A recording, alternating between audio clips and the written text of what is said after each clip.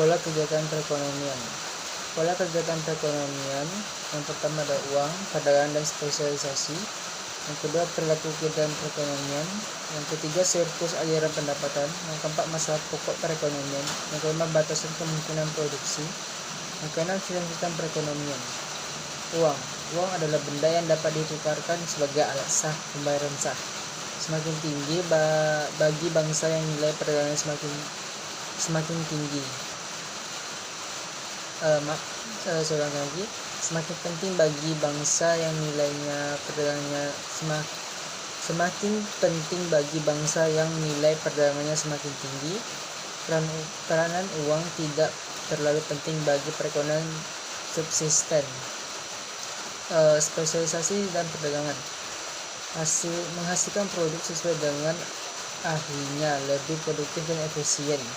Tidak diperlukan kesesuaian ganda dari keinginan dalam perdagangan karena mendinamisasi uang.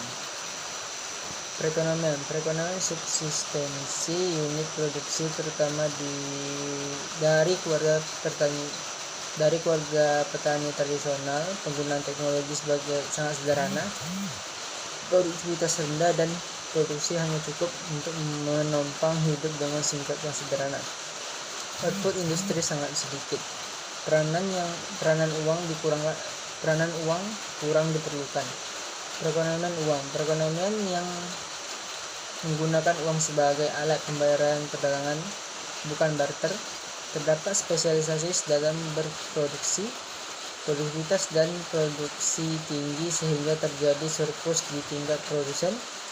Diperlukan pasar untuk menampung surplus produksi. Perilaku kegiatan perekonomian, rumah tangga, perusahaan, dan pemerintah. Rumah tangga pemilik dari berbagai faktor produksi yang tersedia dalam perekonomian.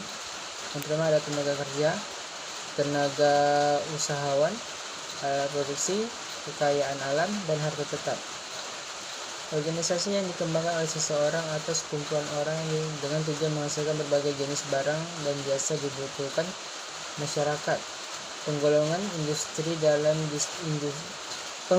perusahaan dalam industri primer, sekunder, dan tersier.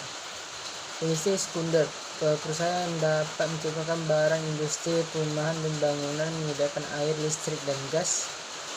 Industri tersier adalah industri yang menghasilkan berbagai macam jasa pengangkut, perdagangan, perbankan, penyewa bangunan.